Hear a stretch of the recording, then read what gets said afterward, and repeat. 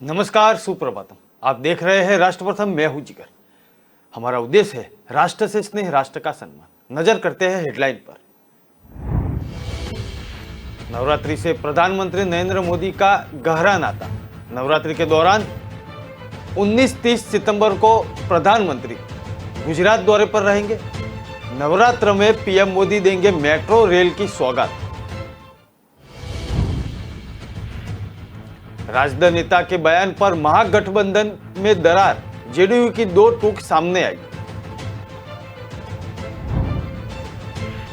बिहार के deputy CM तेजस्वी का BJP पर अटैक। तेजस्वी यादव ने बड़ा ऐलान किया, मोदी सरकार को चुनौती दी। गहलोत ने सीएम पद नहीं छोड़ने के संकेत दिए, अध्यक्ष को एक व्यक्ति एक पद से बाहर बताया। दिल्ली की मस्जिद पहुंचे संघ प्रमुख, भागवत ने की चीफ इमाम इलियासी से मुलाकात। खबरें विस्तार से। नवरात्रि से प्रधानमंत्री नरेंद्र मोदी का गहरा नाता है। इसमें व्रत रखने के साथ ही बड़े कामों की शुरुआत भी उन्हें पसंद है। इस बार नवरात्रि के दौरान 19-30 सितंबर को प्रधानमंत्री मोदी गुजरात के दौरे पर रहेंगे। नवरात्रि के शुभ अवसर पर जो अहमदाबाद की जनता को मेट्रो रेल की सेवा भेंट देंगे। मेट्रो ट्रेन के पहले फेज का काम पूरा हो चुका है, जिसे वो हरी झंडी दिखाएंगे। बता दें कि अहमदाबाद मेट्रो फेज 1 में 32 स्टेशन आते हैं। पूर्व से पश्चिम कॉरिडोर 21.16 किलोमीटर का है। थलतेज गांव से वस्त्राल एप्रिल पार्क में बीच में 17 स्टेशन आते हैं। मेट्रो का ये रूट अहमदाबाद के एक छोर से दूसरे छोर पर जोड़ा जाता है। मेट्रो ट्रेन अहमदाबाद के बीच से गुजरने वाली साबरमती नदी के ऊपर से गुजरेगी। 2017 में विधानसभा चुनाव से पहले प्रधानमंत्री नरेंद्र मोदी ने इसकी नींव रखी थी। नवरात्र में मिलने वाली इस सौगात से अहमदाबाद के लोगों को बड़ी राहत मिलेगी। पूर्व और पश्चिम अहमदाबाद में मेट्रो के शुरू होने से लोगों का सफर काफी आसान होगा।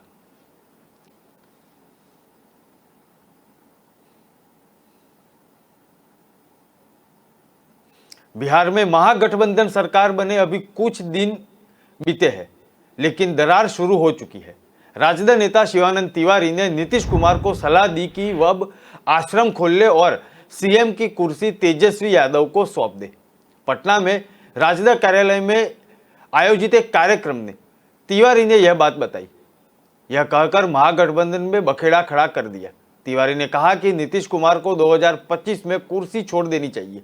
राजद नेता ने सीएम नीतीश कुमार को पुरानी बातें याद दिलाते हुए कहा कि नीतीश कुमार ने कहा था कि वह आश्रम खोलेंगे और आश्रम में राजनीतिक प्रशिक्षण देंगे, इसलिए वह नीतीश कुमार को कहेंगे कि आश्रम वाली बात याद रखी जाए। 2025 में तेजस्वी यादव को मुख्यमंत्री बनाइए और उसके बाद आश्रम खोलिए। इस आश्रम में वह भी चलेंगे। उधर तिवारी का बयान वायरल होते ही नीतीश कुमार की पार्टी जदयू ने राजद नेता के तिवारी को सटीक जवाब दिया। जदयू संसदीय बोर्ड के अध्यक्ष उपेंद्र कुशवाहा ने ट्वीट किया, बाबा नीतीश कुमार जी अभी आश्रम नहीं खोलने वाले। करोड़ों देशवासियों की दुआओं उनके साथ है, जो चाहते हैं कि नीतीश जी सत्ता के ऊंचे से ऊंचे शिखर पर बने हुए रहे, बिहार और देशवासियों की सेवा करते रहे। और मुझे लगता है कि यदि आपको जरूरत है तो कोई और आश्रम की तलाश कर ले। राजद नेता व उप मुख्यमंत्री तेजस्वी यादव को लेकर ताजा बयानबाजी की शुरुआत दरअसल सीएम नीतीश कुमार के बयान से जुड़ी हुई थी। एक कार्यक्रम में नीतीश कुमार ने तेजस्वी यादव की ओर इशारा करते हुए कहा कि इन्हीं लोगों को आगे बढ़ाना चाहते हैं। उनकी इस बात को उठाकर शिवानंद तिवारी ने नीतीश कुमार को पुरानी बातें याद दिलाई। हम लोग आश्रम खोलेंगे और वही राजनीतिक कार्यकर्ताओं को प्रशिक्षण देने के लिए हम लोग जो है कि विचार करेंगे।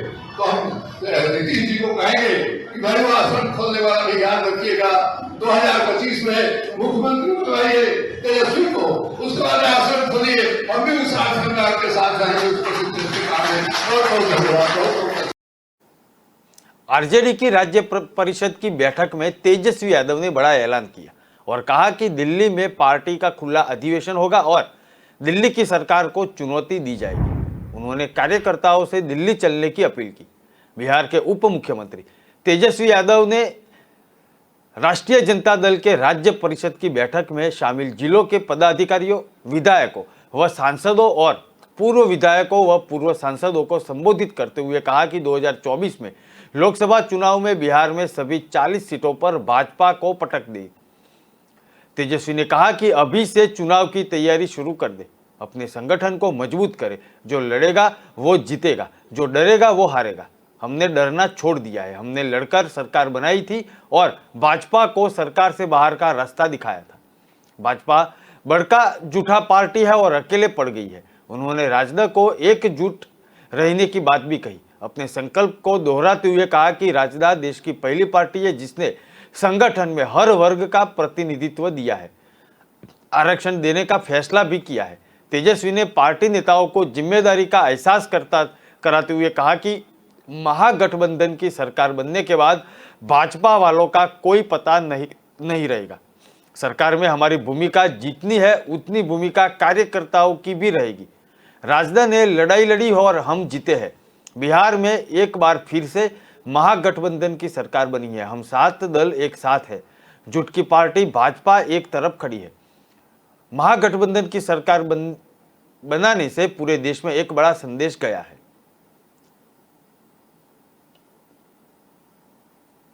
कोई यही कहेंगे कि भाई जितनी संख्या हो उसमें कोई दिक्कत नहीं।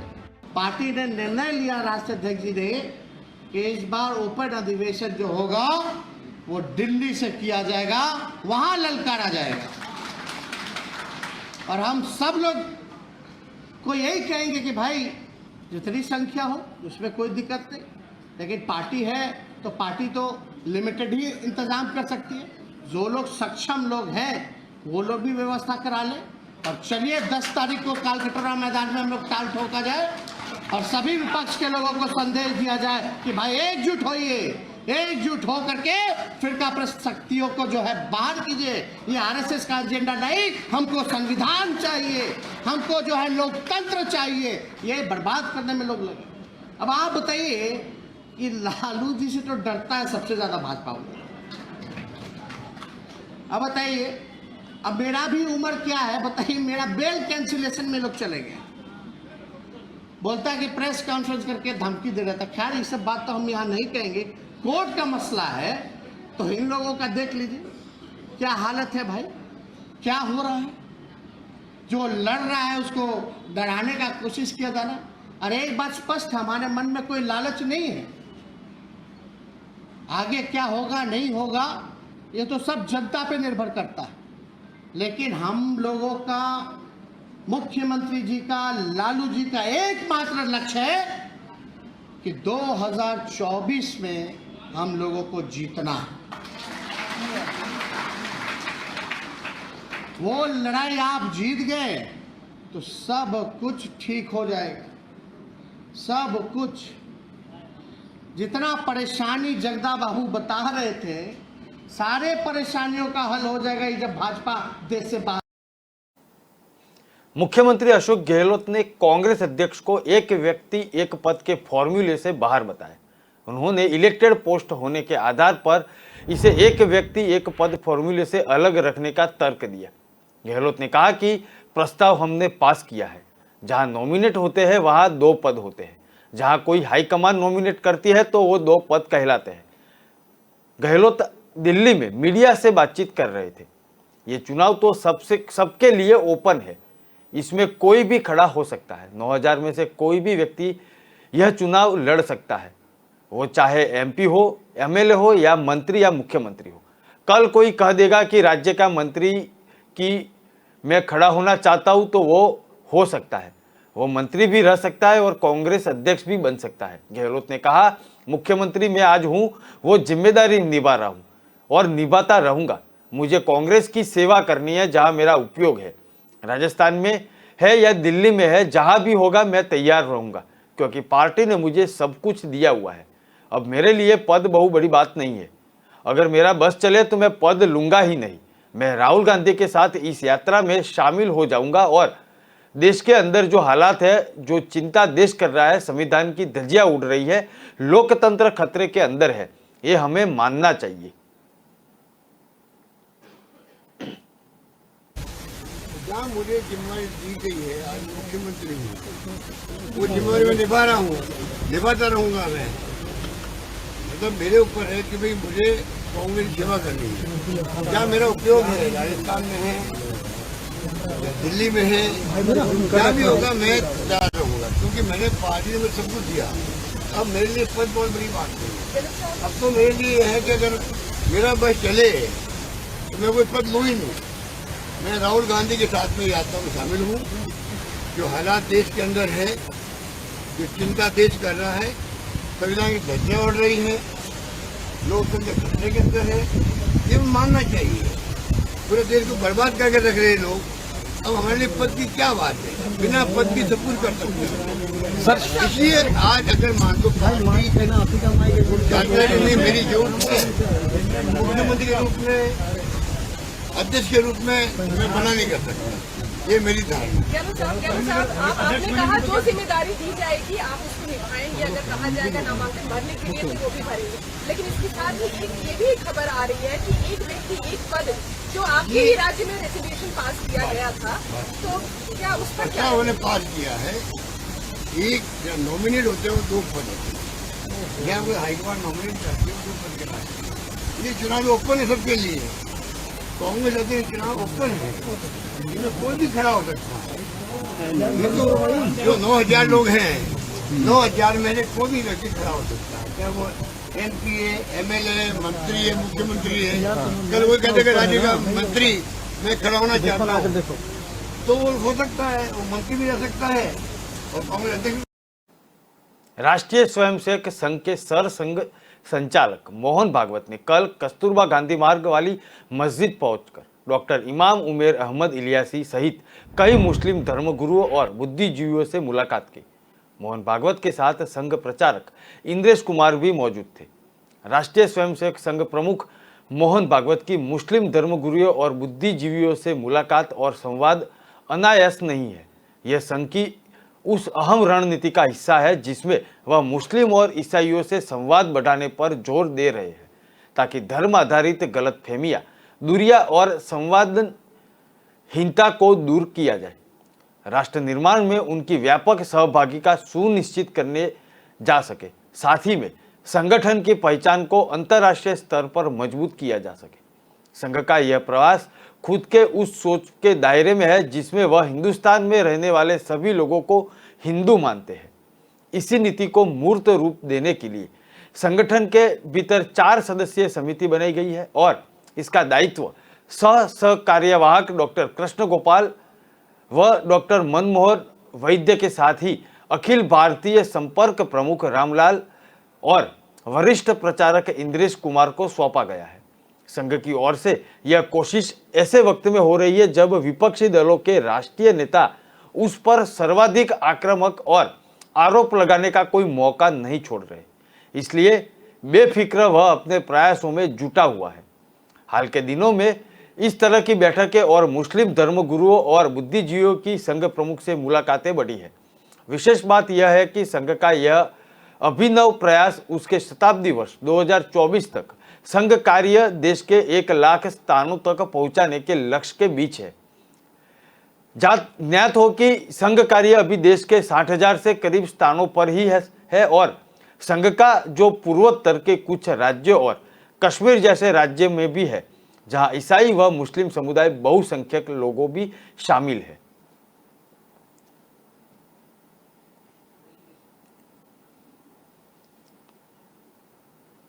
खबरें और भी है, ब्रेक के बाद।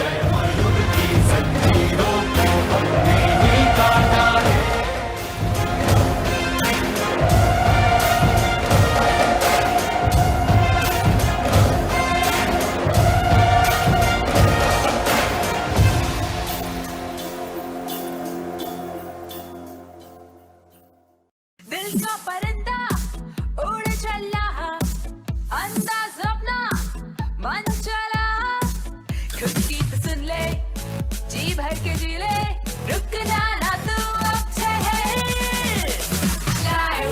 Lyra, anytime, anywhere. Lyra, everybody loves to wear. Lyra, anytime, anywhere.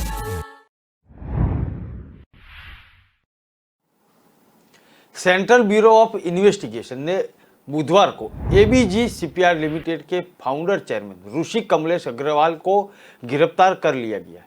CBI ने ऋषि को 22,000 करोड़ से ज्यादा करोड़ रुपए की कथित बैंक धोखाधड़ी के मामले में अरेस्ट किया था।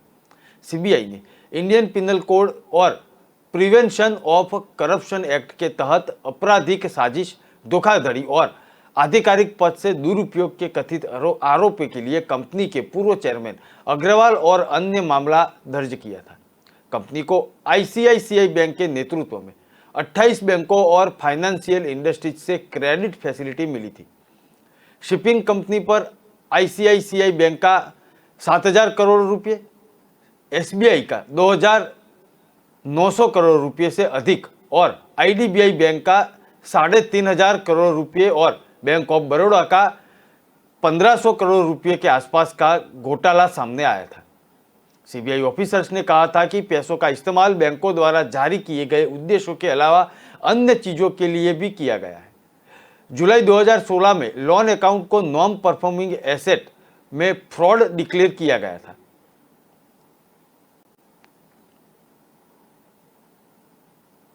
त्योहारों की सीजन यानी कि 1 सितंबर से 30 नवंबर के बीच परिवारों को बड़ी तादाद में देश विदेश घूमने की योजना बनाई है। कोविड पूर्व के मुकाबले घरेलू फ्लाइट के किराए में 40% और इंटरनेशनल फ्लाइट के किराए में 38% बढ़ोतरी हुई है। इसके बावजूद 1 जुलाई से 20 अगस्त के बीच में 2019 के मुकाबले फ्लाइट की सर्च 2 गुना ज्यादा मतलब कि 118% बढ़ चुकी है। इंटरनेशनल फ्लाइट की सर्च 150% के करीब है और घरेलू के लिए सर्च 90% के बढ़ी है। वहीं होटलों की सर्च में ओवरऑल 35% इजाफा हुआ है। यही नहीं, देश के भीतर भी होटलों की खोज 100% से बढ़कर कुछ आगे हुई है। बुधवार को आई इंटरनेशनल ट्रैवल सर्च इंजन डायक की रिपोर्ट के मुताबिक त्योहार के सीजन में विमानों के किराए में 60% तक बढ़ोतरी हुई है, लेकिन बढ़ा हुआ किराया भी भारतीय पर्यटकों का उत्साह कम नहीं कर देता। त्योहारों के दौरान घरेलू इकोनॉमिक क्लास का औसत रिटर्न किराया 9,000 के आसपास है, जबकि इंटरनेशनल इकोनॉमी फ्लाइट का रिटर्न किराया 60,000 के आसपास है। 2019 की तुलना में इस फेस्टिवल सीजन में विदेश में 3 या 4 सितारा होटल के डबल रूम में एक रात ठहरने का किराया करीब 22% बढ़ा है।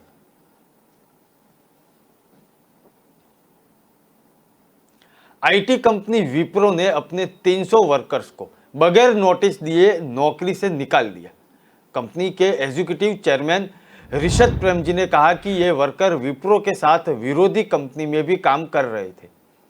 प्रेमजी बोले, ये बहुत सिंपल है, वर्कर्स ने कंपनी इंटीग्रेशन का उल्लंघन किया है, हमने उनकी सर्विस टर्मिनेट कर दी है। मून लाइटिंग यानी सीक्रेटली एक साथ 2 जगह जॉब करना है, इसे साइड जॉब भी कह सकते हैं, लेकिन एम्प्लॉयज उसे राज रखते हैं। कई आईटी और टेक कंपनियां अपने एम्प्लॉयज को विरोधी कंपनियों में काम करने की परमिशन नहीं देती। विप्रो भी उन्हीं में से एक है। स्विगी ने कुछ समय पहले खुद को इंडस्ट्रीज की ऐसी कंपनी के रूप में बताया था जो अपने वर्कर्स को एक साथ 2 या उन्हें जगह काम करने की परमिशन देती है। वही टेक महिंद्रा के चीफ एग्जीक्यूटिव सीपी गुरबानी ने कहा था कि उन्हें एम्प्लॉयज के साथ 2 जगह काम करने में कोई प्रॉब्लम नहीं है। मजी ने कहा था कि अगर आप मूनलाइटिंग को डिफाइन करेंगे तो करते पाएंगे तो कर्मचारी का खुफिया तरीके से दूसरी जॉब करना पड़ता है। ट्रांसपेरेंसी से बताए रखने पर एम्प्लॉयज इसके बारे में ऑफिस या दोस्तों को भी बात नहीं करते। विरोधी कंपनी में काम करने की बात अपने किसी को नहीं बताते, लेकिन किसी बैंक में काम करना या वीकेंड पर किसी प्रोजेक्ट को करना वो आप बात कर सकते हैं। जाहिर है कि उल्लंघन के डर से वर्कर कभी भी ये बात बताते नहीं है। प्रेमजी ने कहा कि जिन वर्कर्स को हमने निकाला था उन्होंने कंपनी को इस बारे में नहीं बताया था। हमारे यहाँ वर्क करते हुए किसी भी विरोधी कंपनी में काम करने वालों के लिए विप्रो में कोई जगह नहीं है।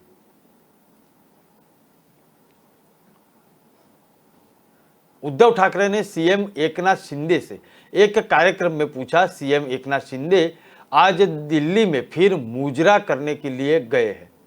महाराष्ट्र की परियोजनाएं दूसरे राज्यों में क्यों जाती है, इस बारे में पीएम से बात क्यों नहीं करते? क्या उनमें उस पर बोलने की हिम्मत नहीं है? उद्धव ठाकरे ने गोरेगांव में नेस्को कन्वेंशन सेंटर में पैक करने वाले लगभग 25,000 शिव सैनिकों को संबोधित किया और ये बात कही थी। उद्धव गुट का मानना है कि परियोजनाओं को महाराष्ट्र से गुजरात शिफ्ट करने का कदम मुंबई को महाराष्ट्र से अलग करने के लिए है। ठाकरे ने भाजपा और शिंदे गुट के विधायकों पर मुंबई को एक आकर्षक अचल संपत्ति के टुकड़े की तरह व्यवहार करने का आरोप लगाया। उद्धव ठाकरे ने पार्टी के गत प्रमुखों, शिवसेना के प्रारंभिक संगठनात्मक कैडर की बैठक में गिद्ध मारने के लिए आगे बढ़ रहे हैं। वे मुंबई पर कब्जा करना चाहते हैं। वे लूटने को हथियार के लिए मुंबई जो भंडारा है उसको इस्तेमाल कर रहे हैं। ठाकरे ने केंद्रीय गृह मंत्री अमित शाह को भी चुनौती दी, जिन्होंने बीजेपी कार्यकर्ताओं को बीएमसी चुनाव में शिवसेना को हराने का आह्वान भी किया।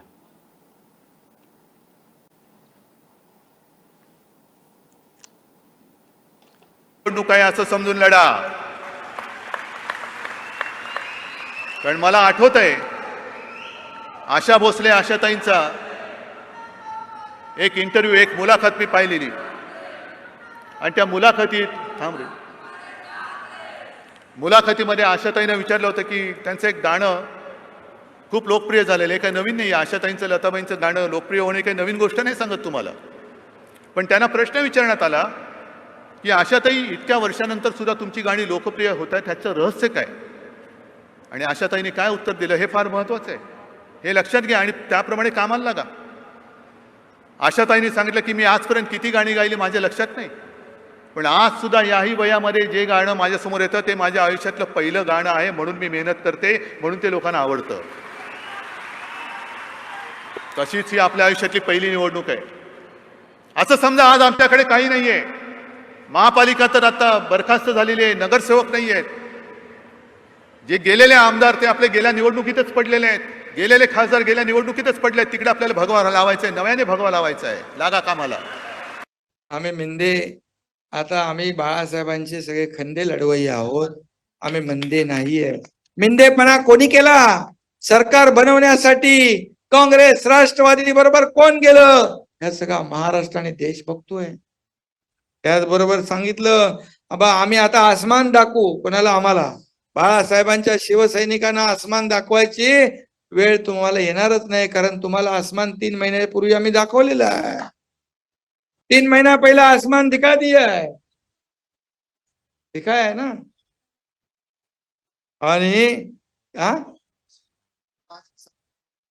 और शिव सैनिकों पर विश्वास नहीं, इसलिए शपथ पत्र ले रहा है. वो भी खर्च शिव सैनिकों को करवा रहे. अभी मिल नहीं रहे तो इसलिए तो तुम लोग मेरे पास आए हैं, लेकिन मैं जरूर मिलता हूँ, जरूर मिलूंगा, क्योंकि मैं आप में से एक, आप में से. मग आता मला सांगितलं त्यांनी आम्ही काय ढोकळा खायला लागलो. काय बोलले का ढोकळा? अरे आम्ही ठेचा खाऊनच मोठे झालोय, म्हणून तर त्यांना ठेचलंय. ठेचा खाऊन मोठे झालो, ठेचा खाऊन मोठे झालो म्हणून त्यांना ठेचलंय ना आपल्या लोकांनी. एवढी सत्ता महाविकास आघाडी खाली पाडण्याचं काम हे काय छोटं काम नव्हतं, मोठं काम होतं. आणि म्हणून आम्हाला म्हटलंय बाप चोरणारी टोळी. खरं म्हणजे आम्हाला अभिमान आहे. आम्ही बाळासाहेब आमचे कुटुंब प्रमुख होते आणि बाळासाहेबांचे विचार पुढे घेऊन जाणारे आम्ही सैनिक आहोत. आणि आम्हाला बाप चोरणारी टोळी म्हणता, पण आपण बापाचा पक्ष आणि विचार विकणारी टोळी आहे का? मग असं आम्ही म्हणायचं का? असं आम्ही म्हणायचं? अरे काय म्हणताय तुम्ही? काय सांगताय? लोकांची मन बघा, लोकांची मतं बघा, जनतेच्या भावनेचा आदर करा. आम्ही टीका करणार नहीं. कांग्रेस अध्यक्ष पद के लिए जल्द चुनाव होने जा रहे हैं. पार्टी के पूर्व अध्यक्ष राहुल गांधी भारत जोड़ो यात्रा निकाल रहे हैं. इस यात्रा के बीच उन्होंने कांग्रेस अध्यक्ष पद के चुनाव की तैयारी कर रहे नेताओं से बड़ी सलाह दी। भारत जोड़ो यात्रा के दौरान राहुल गांधी ने प्रेस वार्ता की। उसमें राहुल ने कहा कि ये एक ऐतिहासिक पद है, आप एक ऐतिहासिक स्थान ले रहे हैं, एक ऐसा स्थान जो भारत के एक विशेष दृष्टिकोण को परिभाषित करती है। कांग्रेस अध्यक्ष सिर्फ एक संगठनात्मक पद नहीं है, बल्कि एक वैचारिक पद है। इसलिए मेरी सलाह है कि जो कोई भी कांग्रेस का अध्यक्ष बने उसे यह याद रखना चाहिए कि वह एक विचारधारा, एक विश्वास प्रणाली और भारत की दृष्टि का प्रतिनिधित्व करेगा। राहुल ने कहा कि यात्रा की सफलता कुछ विचारों पर आधारित है। पहला विचार यह है कि एक भारत अखंड खड़ा है, अपने आप में युद्ध में नहीं है, अपनों से नाराज नहीं है, नफरत से भरा नहीं है। यात्रा कुछ ऐसा है जिसकी अधिकांश भारतीय लोग सराहना करते हैं और पसंद भी करते हैं। राहुल ने कहा कि दो अन्य विचार भी है जो यात्रा को आगे बढ़ा रहे हैं। एक है बेरोजगारी का स्तर और जिसका सामना आज भारत कर रहा है। तीसरा मुद्दा भी कीमतों का है। ये तीन विचार है जो यात्रा को आगे बढ़ा रहा है और प्रोत्साहित कर रहा है।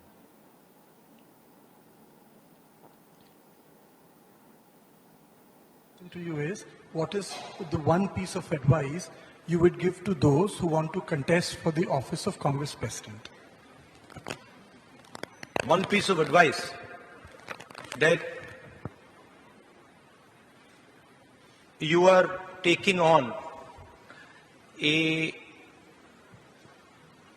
position. It's a historic position, and it's a position that defines and has defined a particular view of India. The Congress President is not just an organizational post. The Congress President is a ideological post. It is a belief system. So my advice would be that whoever becomes Congress President should remember that he represents a set of ideas, he represents a belief system, and he represents a vision of India. Yes, the one with Bush. Rahul ji. खबरें और भी है, break के बाद फिर मिलते हैं।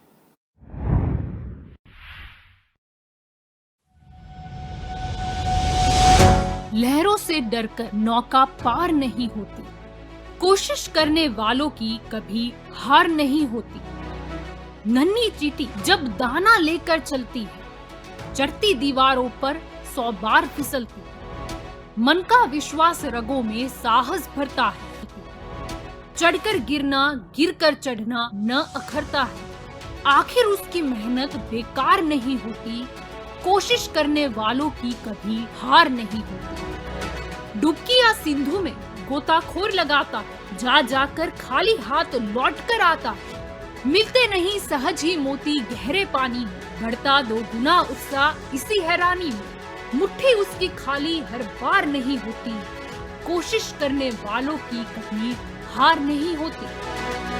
असफलता एक चुनौती है, इसे स्वीकार करो। क्या कमी रह गई देखो और सुधार करो। जब तक न सफल हो नींद चैन को त्यागो तो, संघर्ष का मैदान छोड़कर मत भागो तो। कुछ किए बिना ही जय जयकार नहीं होती, कोशिश करने वालों की कभी हार नहीं होती। कुछ नया करो।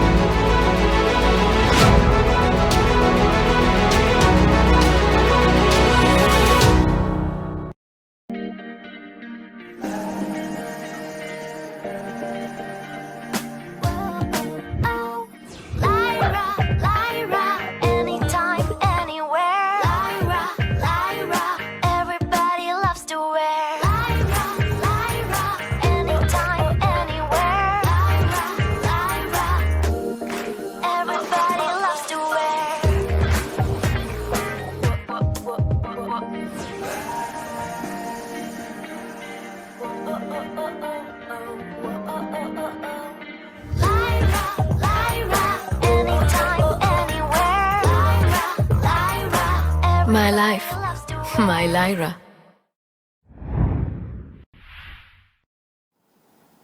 हैदराबाद से AIMIM सांसद असरुद्दीन ओवैसी ने राष्ट्रीय स्वयंसेवक संघ प्रमुख मोहन भागवत से मिलने वाले मुस्लिम नेताओं पर टिप्पणी की।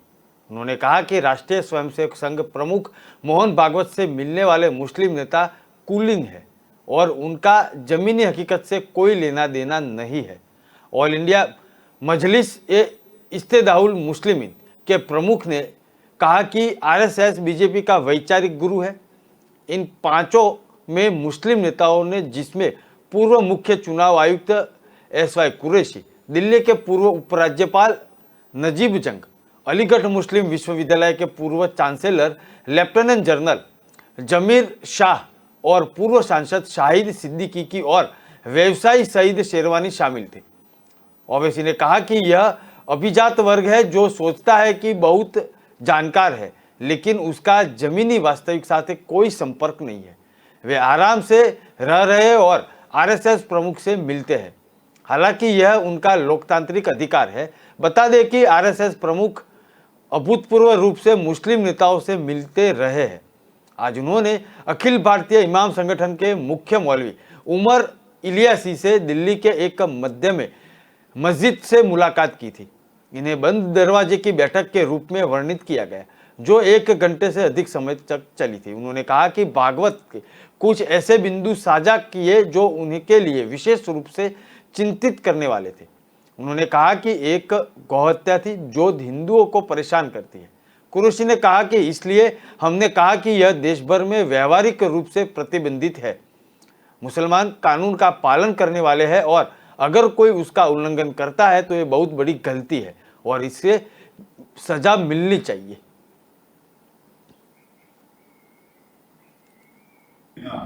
अगर हम तो नहीं थे उसमें, बस हम पर ही कुछ शक किया जाता है। फिर अब ये लोग जाकर मिले, इनसे पूछिए क्या बात करके रहा है। RSS की आइडियोलॉजी सारी दुनिया जानती है और आप जाकर RSS से मिलते हैं तो ये जो मुस्लिम कम्युनिटी में ये लोग जो सो कॉल्ड इलीट तबका है, जो वो करेंगे तो बिल्कुल सच है वो। और हम अपनी लड़ाई पॉलिटिकल राइट के लिए, फंडामेंटल राइट्स के लड़ते हैं तो नहीं, हम बुरे हो जाते हैं। तो ये जो इलीट तबका है, जो अपने आप को बहुत ज्ञानी समझता है, जिनको रियलिटी से ताल्लुक ही नहीं है, कोई जमीन पर क्या हो रहा है उनको नहीं मालूम, जो आराम से अपनी जिंदगी गुजार रहे हैं, और आप जाकर मिलते हैं RSS के चीफ से। ठीक है, आपका डेमोक्रेटिक राइट है, मैं क्वेश्चन नहीं कर रहा हूं, और आपको तो कोई राइट नहीं क्वेश्चन करने का। हमको हिमाचल के जनजातीय जिला लाहौर, स्पीति, किन्नौर और चंबा के पांगी की ऊंची चोटियों पर ताजा बर्फबारी हुई है। अटल टनल के नॉर्थ पोल की चोटी पर भी हल्की बर्फ गिरी है।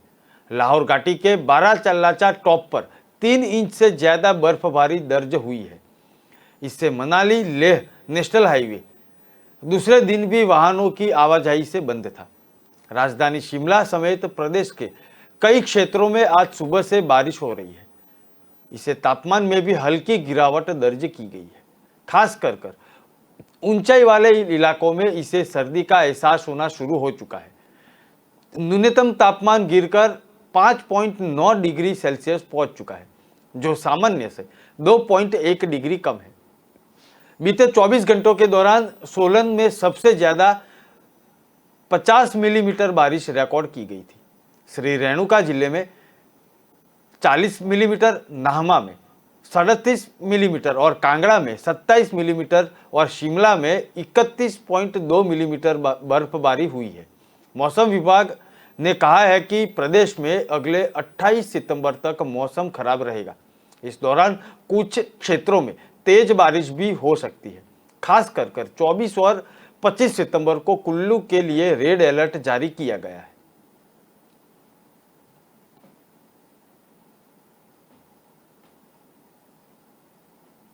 ज्ञानवापी मस्जिद श्रृंगार गौरी मामले में सुनवाई खत्म हो चुकी है। ज्ञानवापी श्रृंगार गौरी विवाद मामले में जिला जज वाराणसी 1 के विश्वेश की अदालत में सुनवाई हुई थी, जहां दोनों पक्षों ने अपनी बात रखी। मुस्लिम पक्ष 8 हफ्ते बाद सुनवाई की मांग पर अड़ा है। कोर्ट ने अगली तारीख 19 सितंबर नियत की है।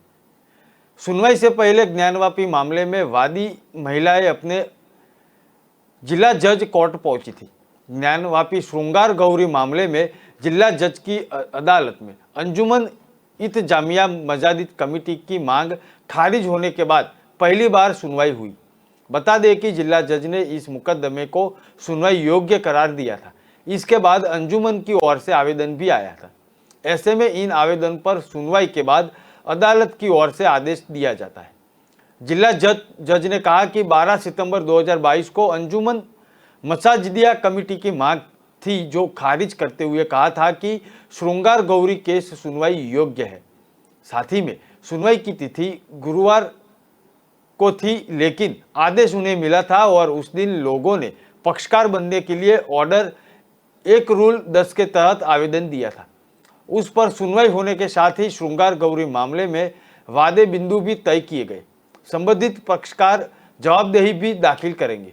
सुप्रीम कोर्ट के आदेश का हवाला देते हुए अंजुमन ने अदालत में आवेदन किया और आदेश की तिथि 12 सितंबर से 8 सप्ताह बाद श्रृंगार गौरी मामले की सुनवाई की मांग थी।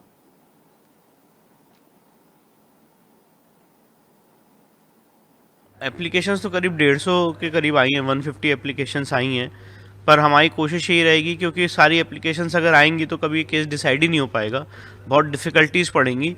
इसलिए मेरा ऐसा विचार और लीगल ओपिनियन है कि उन सारी एप्लीकेशंस को माननीय न्यायालय हम मांग करेंगे कि डिसमिस करे, और जब तक जो केस में मुख्य पक्षकार हैं, जब तक उनकी सहमति ना हो जाए तब तक उसमें कोई पार्टी नहीं बन सकता है।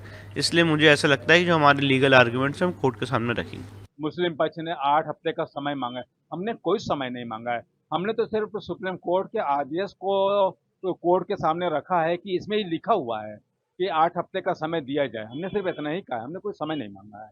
ये एक इल्ज़ाम लगाया जा रहा है कि हमने 8 हफ्ते का समय, हम क्यों समय मांगने जाए। हमने जो कोर्ट ने कहा है वो हमने कोर्ट की बातें रख दी।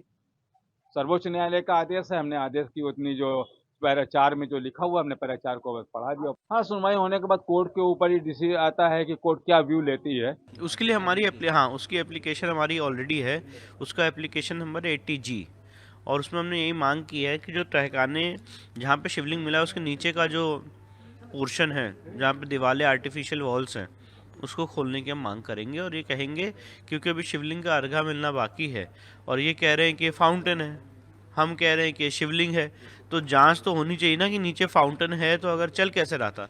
कुछ तो औरंगजेब ने सिस्टम बनाया हुआ जिससे उस फाउंटेन में पानी आ रहा। उत्तर प्रदेश विद्या मंडल के मानसून सत्र के चौथे दिन महिला सदस्यों को समर्पित किया गया।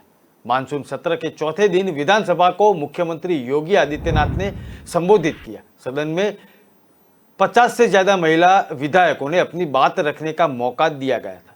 मुख्यमंत्री योगी आदित्यनाथ ने कहा था कि हमें बेहद प्रसन्नता है और सदन में आज भी लोग नारी शक्ति को देख रहे हैं। मुख्यमंत्री ने कहा कि सभी महिलाएं जनप्रतिनिधियों को मेरी बधाई और सभी सदस्यों को उत्तर प्रदेश के ऐतिहासिक दिन की बधाई भी दी गई। आज का बहुत ही दिन विशेष है। आज सदन का दिन महिलाओं के नाम पर था।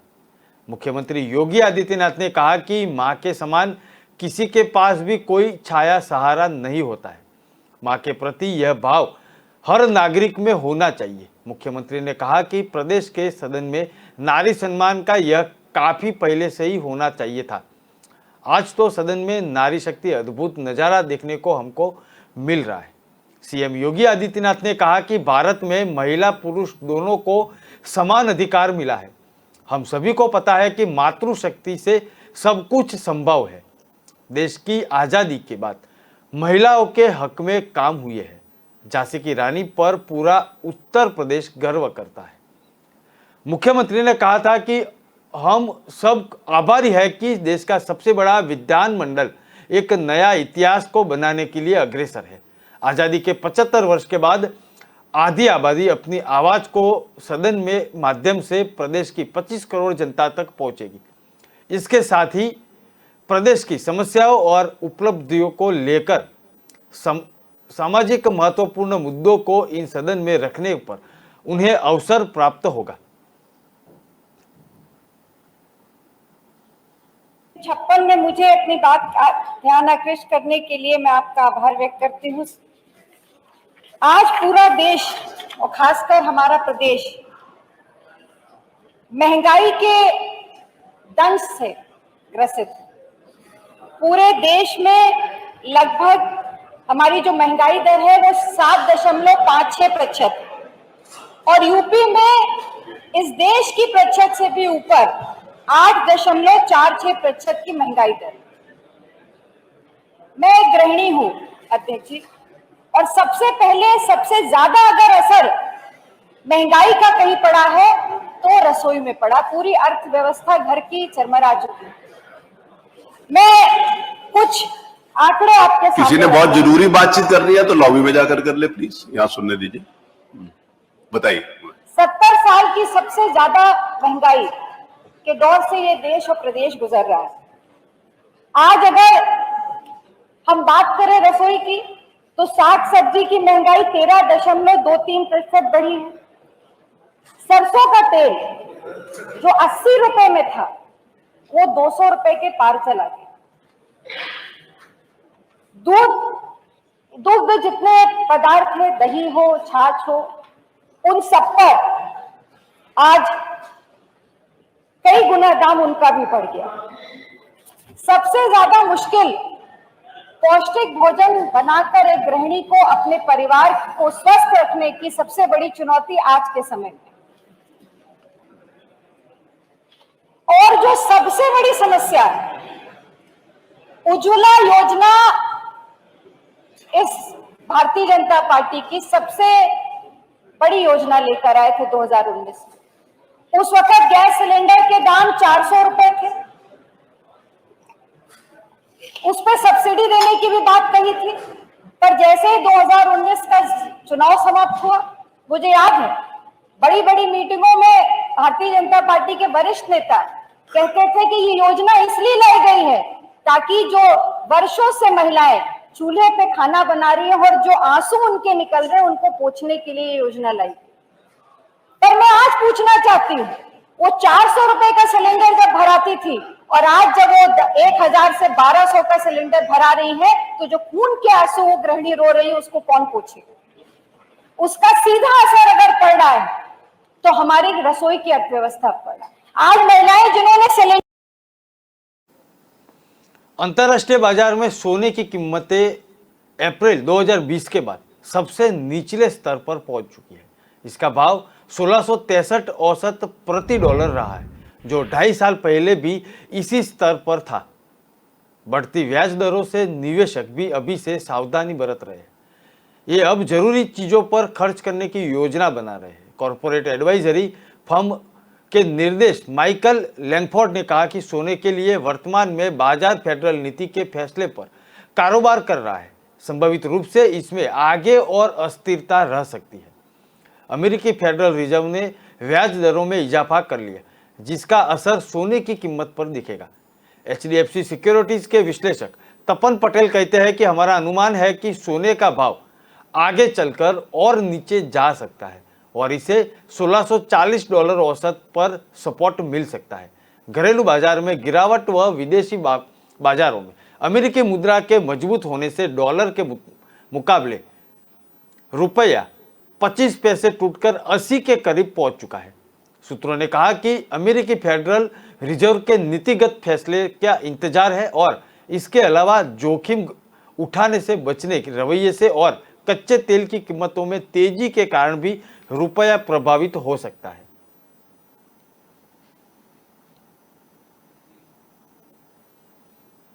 खबरें और भी है।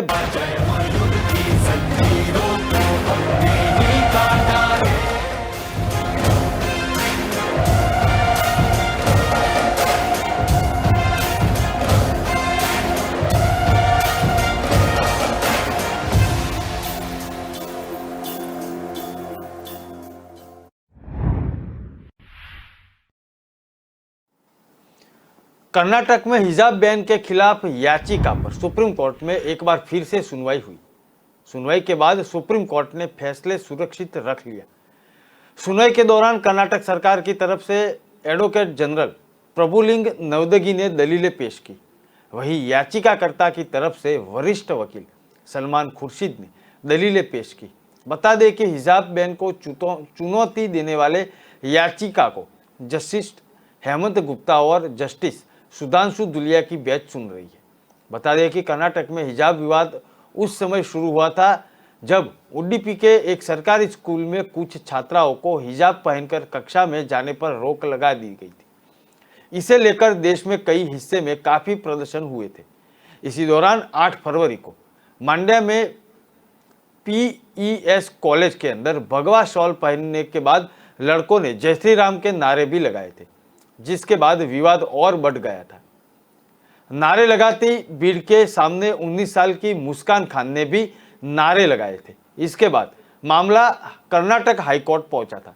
हाईकोर्ट ने फैसले दिया था और हिजाब इस्लाम धर्म का अभिन्न अंग नहीं है, इसलिए राज्य सरकार को इसे स्कूलों के अंदर यूनिफॉर्म का हिस्सा बनाने का निर्देश नहीं दिया जा सकता। हिजाब विवाद पर कर्नाटक हाईकोर्ट ने छात्राओं की याचिका को खारिज करते हुए कहा था कि हिजाब धर्म का अनिवार्य हिस्सा नहीं है। स्कूल कॉलेज में छात्र यूनिफॉर्म पहनने से मना नहीं कर सकते। कोर्ट ने कहा कि इस्लाम में हिजाब पहनना अनिवार्य नहीं है और कोर्ट ने वो भी कहा था कि स्कूल यूनिफॉर्म को लेकर बाध्यता एक उचित प्रबंधन है। छात्र या छात्रा इसके लिए अहंकार नहीं कर सकते। फैसला आने के बाद सभी न्यायाधीशों की सुरक्षा बढ़ा दी गई थी।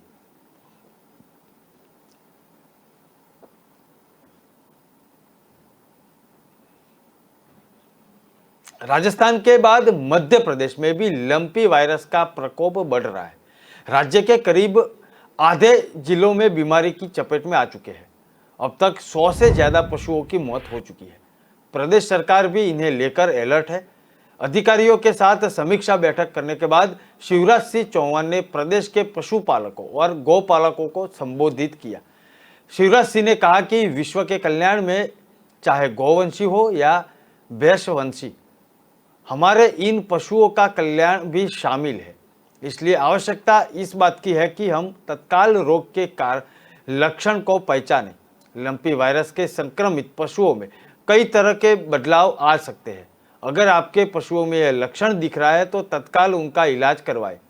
शिवराज सिंह ने पशुपालकों को आश्वस्त किया कि इस बीमारी से निकलने के लिए सरकार भी कसर नहीं छोड़ेगी, लेकिन सावधानी आपको बरतनी पड़ेगी।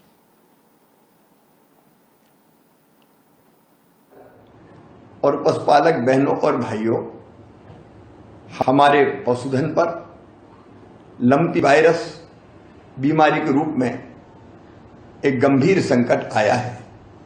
लंपी वायरस तेजी से मध्य प्रदेश में भी पैर पसार रहा है। हम अपने पशुओं को, विशेषकर गौ माता को मां मानकर पूजा करते हैं। गौ माता हो या बाकी पशु हो, हमारी अर्थव्यवस्था को भी मजबूत करने का काम करते हैं। आज जब वे संकट में हैं तो हमारा कर्तव्य है हम इस संकट से उन्हें निकालने के लिए भरपूर प्रयास करें। इन प्रयासों में आप अकेले नहीं हैं, सरकार आपके साथ है। सरकार आपको पूरा सहयोग करेगी। इस बीमारी का टीका भी हम फ्री में लगा रहे हैं। इस बीमारी से निपटने के लिए सरकार कोई कसर नहीं छोड़ेगी, लेकिन सावधानी आपको भी रखनी पड़ेगी। अगर हमने सावधानी नहीं रखी तो हमारा पशुधन गहरे संकट में आएगा। हम वैसे भी जो चेतना मनुष्य में है वही प्राणियों में भी देखते हैं, और इसलिए प्राणियों में सद्भावना हो, विश्व का कल्याण हो, ये हमारा मूल मंत्र है। और विश्व के कल्याण में चाहे गोवंशी हो या भैंसवंशी हो, हमारे इन पशुओं का कल्याण भी सम्मिलित है। इसलिए आवश्यकता इस बात की है कि इस बीमारी को फैलने से रोकने के लिए हम तत्काल इसके रोग के लक्षण पहचानें। लंपी वायरस से संक्रमित होने वाले पशुओं में कई तरह के बदलाव आते हैं। अगर आपके पशुओं में यह लक्षण दिख रहे हों तो तत्काल उनका इलाज करवाएं। संक्रमित होने पर पशुओं को बुखार आने लगता है और वह सुस्त हो जाते हैं। पैरों में सूजन आ जाती है, आंखों से पानी और मुंह से लगातार लार निकलने लगती है, शरीर में गठाने पड़ने लगती है। ये गठान गोल और उभरी हुई होती है। पशुओं का वजन कम होने लगता है और पूरे शरीर पर छोटे छोटे घाव जैसे उभरे हुए निशान दिखाई देने लगते हैं। दूध देने वाले पशुओं का दूध या तो बंद हो जाता है या कम हो जाता है। इसलिए इस रोग से अपने पशुओं को बचाने के लिए तुरंत उपाय करने की आवश्यकता है, क्योंकि यह बीमारी पशुओं से पशुओं में फैलती है। यह रोग मच्छर, काटने वाली मक्खी इत्यादि के द्वारा भी एक पशु से दूसरे पशु में फैलता है। पंजाब में आम आदमी पार्टी की सरकार और गवर्नर BL पुरोहित के बीच जंग शुरू हो चुकी है। गवर्नर ने कल अचानक पंजाब विधानसभा सेशन रद्द कर दिया, जिसे यहां विश्वास मत साबित करने के बहाने ताकत दिखाने की शुरुआत हो रही थी। आप भड़क गई। पहले आपके विधायकों की CM भगवंत मान की अगुवाई में मीटिंग हुई, जिसके बाद उन्होंने विधानसभा से गवर्नर हाउस तक रोष मार्च निकाला। इसके बाद कैबिनेट की मीटिंग की गई और 27 सितंबर से विधानसभा का सेशन बुलाया गया है। CM भगवंत मान ने कहा कि इस सेशन में बिजली, पराली जैसे मुद्दे पर चर्चा होगी। मान ने विधानसभा के स्पेशल सेशन को मंजूरी देकर फिर रद्द करने को दुर्भाग्यपूर्ण करार दिया। मान ने कहा कि इसके खिलाफ हम सुप्रीम कोर्ट में जाएंगे ताकि लोगों और राज्यों के हक की रक्षा भी की जा सके। मान ने कहा कि गवर्नर के फैसले के बाद पंजाब में कांग्रेस पार्टी भाजपा के ऑपरेशन लोटस के हक में खड़ी नजर आ रही है। कांग्रेस के साथ अकाली दल और भाजपा भी सेशन रद्द होने का स्वागत कर रही है। कांग्रेस इस ऑपरेशन के सबसे पीड़ित है और फिर भी इस तरह का स्वागत करना साबित करता है कि यह दोनों आपस में मिल चुके हैं। इनकी कोशिश है कि क्षेत्रीय पार्टियों को खत्म कर दो और इसके बाद कांग्रेस और भाजपा ही राज करती रही। पंजाब विधानसभा का स्पेशल सेशन रद्द किया गया है और आम आदमी पार्टी ने चंडीगढ़ में विधानसभा परिषद के मुख्य चौक पर पैदल मार्च निकाली, जिसमें सभी मंत्री और विधायक शामिल थे। इस दौरान वे लगातार भाजपा मुर्दाबाद और कांग्रेस मुर्दाबाद, पैसा तंत्र बंद करो ऐसे नारे भी लगाए।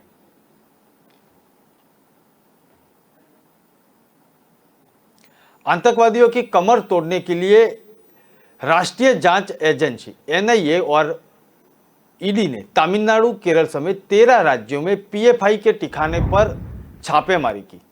छापेमारी के दौरान 100 से अधिक लोगों को गिरफ्तार किया गया है। जिन राज्यों में NIA ने छापेमारी की है उनमें केरल, तमिलनाडु, कर्नाटक, आंध्र प्रदेश, तेलंगाना, बिहार, पश्चिम बंगाल, उत्तर प्रदेश, राजस्थान, दिल्ली, असम, मध्य प्रदेश और महाराष्ट्र शामिल है। PFI और उससे जुड़े हुए लोगों की ट्रेनिंग, गतिविधियां और टेरर फंडिंग और लोगों को संगठन से जोड़ने के खिलाफ ये अब तक की सबसे बड़ी कार्रवाई है। NIA और ईडी ने मंजेरी में PFI के राष्ट्रीय अध्यक्ष OMA सलाम के अलावा PFI के दिल्ली हेड परवेज अहमद के घर पर छापेमारी की और गिरफ्तार कर लिया। इस दौरान PFI के कार्यकर्ताओं ने विरोध प्रदर्शन भी किया। इसके अलावा कर्नाटक में मंगलुरु में भी NIA की छापेमारी के खिलाफ PFI और SDPI के कार्यकर्ताओं प्रदर्शन कर रहे हैं। हालांकि इन्हें हिरासत में लिया गया है। केंद्रीय गृह मंत्री अमित शाह ने PFI पर NIA के छापे को लेकर NSA गृह सचिव, DG NIA सहित अधिकारियों के साथ बैठक की। NIA, ईडी और राज्य पुलिस की संयुक्त टीमों ने 11 राज्यों में अब तक कुल 106 PFI सदस्यों को गिरफ्तार किया है। आंध्र प्रदेश से 5, असम से 9, दिल्ली से 3 और कर्नाटक से 20 और केरल से 22 लोगों को गिरफ्तार कर लिया गया है। तमिलनाडु से भी 10 और लोगों को गिरफ्तार कर लिया गया है। यूपी से 8 लोगों को गिरफ्तार किया है। PFI के राष्ट्रीय, राज्य और स्थानीय स्तर के नेताओं के घर पर छापेमारी हो रही है। राज्य समित कार्यालय पर भी छापेमारी हुई है और संगठन के एक बयान में कहा गया कि असहमति की आवाज को दबाने के लिए फांसीवादी शासन द्वारा एजेंसियों का इस्तेमाल हो रहा है।